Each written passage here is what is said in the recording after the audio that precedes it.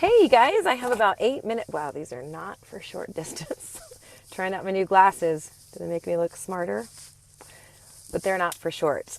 All right, so I've got about 8 minutes before I've got to run, and I wanted to talk to you about talking to the thin you within you. So here's the thing. Many times what we eat is just a matter of simple mindfulness. Now, I use the term simple, and we all know it's really not that simple, but we can make it easier with practice. But the thing is, we have to recognize before we can practice, right? And so what I mean by mindfulness is, we're coming up on some holidays. We're coming up here on Halloween. We've been doing the Candy Bowl Crusher in my Missy Ballison Fitness Challenge group. If you want to join that challenge group, I'm going to put a link beneath this post. And so what that challenge is all about is just being mindful of each and every day, picking a new focus for that day so that the attention is drawn off of the candy bowls, which are everywhere right now. So how many times do we go into a place and there's a candy bowl, our work, an office in town when we're running errands, whatever it might be? How many times do we run in there and we just automatically just grab a piece of candy because it's sitting right there in a shiny little wrapper? And oh, by the way, it's just a little fun size. So I can have 1, 2, or 3. And all of a sudden I've eaten an entire candy bar. Now, many of us would not go to the store and grab that are, trying to be mindful of our food. We wouldn't go to the store and grab a whole candy bar and eat it typically. Some of us would, some of us wouldn't. But when they come in these little fun size bars, it makes it so much easier to just suck them down. And all of a sudden we're feeling crummy. We're like, why did I do that? I didn't even think about it. Hand went in the bowl, other hand peeled off the wrapper, candy went in the mouth, and then it happened again and again. And before I knew it, I ate 3 pieces. So this little exercise I'm going to give you is about being mindful of those things, not just the candy, but I want you to think about thinking ahead to the holidays coming up. There's going to be a ton of parties. There's going to be potlucks. There's going to be tons of food and treats at your office. There's Thanksgiving. There's Christmas dinner. There's all these events coming up. And I want you to be mindful and practice before they come up. So we have about a month before Thanksgiving. I think actually we have one exact month before Thanksgiving. So this gives you a whole entire month to do this practice and see if you can apply it during the holiday season. Because as you've probably heard me say before, the average person gains 7 to 10 pounds during the holidays. So what I want you to do is I want you to think about, those times in the past. Let's take Thanksgiving dinner because this happens really easily. So we go to Thanksgiving dinner, maybe it's a friend's house or a family member's house, and there's this awesome display of food because you've got people from all over bringing their very special dishes and they're on these beautiful plates, and we kind of get wrapped up in that. And then we think, well, Aunt Betty, she made this pie and I'm never going to see this pie until next year. Or there's Aunt Betty's pie, but then there's also Rebecca's sweet potato stuffed with marshmallows on top. And that only happens once a year. And there is the London broil or whatever it is, the tri-tip or whatever it is that you're eating. Of course, turkey and ham. And of course, we have to have turkey and ham because in our minds, we think, well, I can't have this any other time of year. But when in reality, we can make a turkey anytime we want. We can roast a ham anytime we want. We can throw on some marshmallows on our sweet potatoes anytime we want. Not that we should. However, the message is in our brain that this is a free-for-all because all of this food is here only this one time. Now, I'm not suggesting that you just completely put a damper on your holiday and have some salad, but I do want you to have some salad on the side. But I do want you to be thinking about the conversations that you have. Okay, so it starts with that big display of food and all the beautiful plates and all the things. And then you serve up your plate and it's heaping. And you think, well, it's just one meal, right? And then you sit down to that meal and you're eating it and you're talking, you're enjoying it. Everything is so awesome. And sometimes there's things that you grab that you're like, I don't really know if I'm going to like that. You put it on your plate, you have a few bites and you're like, well, I don't really love that, but I'm going to eat it anyway because here it is on my plate. It's Thanksgiving. It's only once a year. I'm going to offend Esther if I don't eat it, whatever. So these little thoughts that go through our mind. And then as we're going through, we're starting to get full.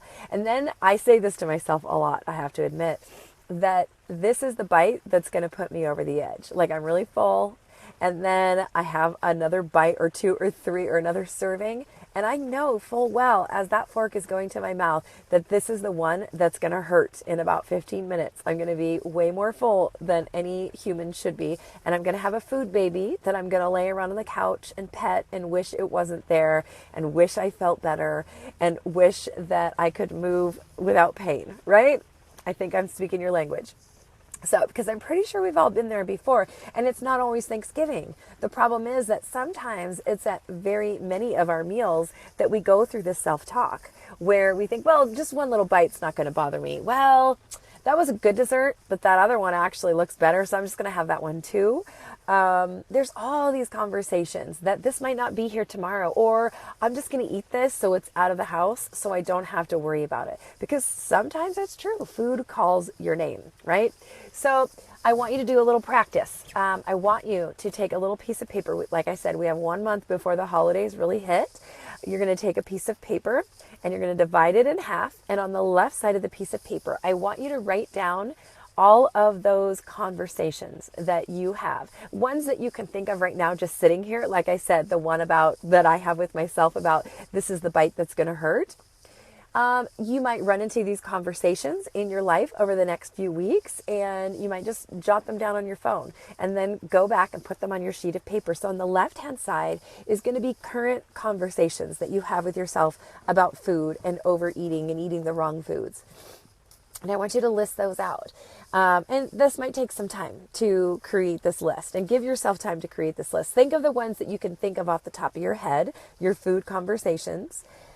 Add into that those times when you eat when you're not even hungry. Add into your, the afternoons. I run into this in the late afternoons, like before dinner. I'm not even hungry, but for some reason I have this habit of wanting to eat some pretzels in the afternoon. And it's silly because as I'm reaching for the pretzels, I'm telling myself, but you're not really even hungry, but I continue on with it anyway. So grab those things as well. Jot those down on the left side of your paper. And on the right side of your paper, when you have time, give yourself several days or even a week to jot all these things down on the left. And on the right-hand side, I want you to create a new conversation. And that conversation is, how are you going to take the old conversation and make it forward thinking and make it something that is powerful, that you have control over that food instead of the food having control over you. So, for example, it might be something like, that food that calls to you, that like 3 scoops of ice cream that are left. And you say, well, I might as well just eat this and get it out of here so I don't have to worry about it. Maybe your new sentence says something like, I am stronger than the ice cream. I don't need ice cream. I want ice cream, and ice cream doesn't make me feel great. Or, maybe it's, maybe it's that last bite, that bite that puts you over the edge. I want you to change the old sentence and create a new sentence. Maybe it's, I used to, we've talked about this before, I used to eat more than my stomach could handle, or I used to eat those bites that were going to push me over the edge, but ever since making a conscious decision, I only eat until I'm not quite full. So create a new sentence, and then I want you to practice those sentences. Now, you're going to mess up a lot. I can guarantee it, because these things are just mindless activities and actions that we take, and it's going to take some time. But just becoming aware of these conversations that you have is going to make you so much more likely to recognize it before it comes up. So when you have the list on the left, that's the old conversation, and give yourself some time and collect those conversations, because there might be several of them. And then you're going to have the new ones on the right. Now I want you to use those conversations each day when you know you're going to be faced with, say, going out to lunch with friends. And maybe your new conversation is, I pick my food before I get to the restaurant so I know I can eat healthy. Because how is this? You go to the restaurant with your friends, they're ordering burgers and french fries and milkshakes, and you're like, well, they're doing it, so I can do it. And they have totally different goals than you. They have totally different bodies than you. They have totally different conversations than you. So maybe your new conversation is, today at lunch, I'm going to have a salad with some meat, and I'm going to have 4 fries or something like that. Okay.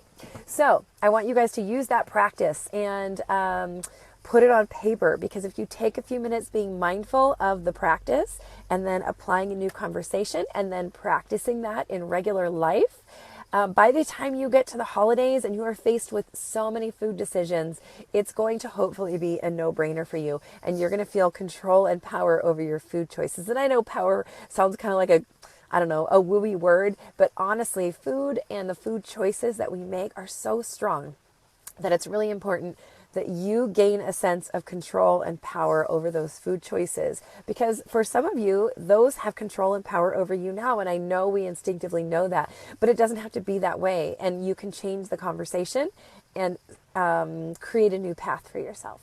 Okay, you guys, sorry I didn't say hello when you came in because I was recording this for the membership site.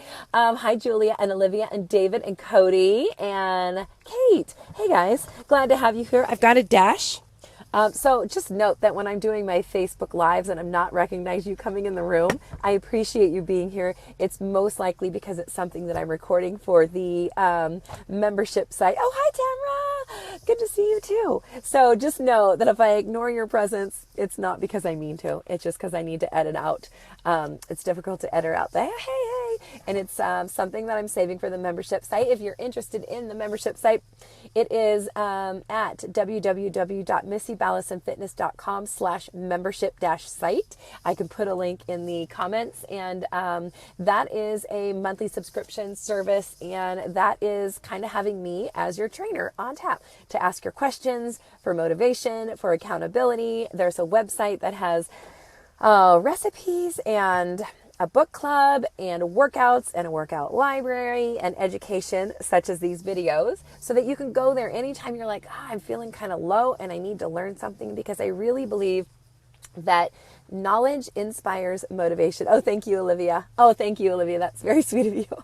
I believe that knowledge inspires motivation, and that when you understand how these things work and you have some tools to use, like jotting things down on paper and going through this little practice, you're going to find your results will come so much more quickly. So, gotta go because the kids are getting out of school, and I might well be the last parent. All right, you guys, have a great day. Talk to you soon. Goodbye.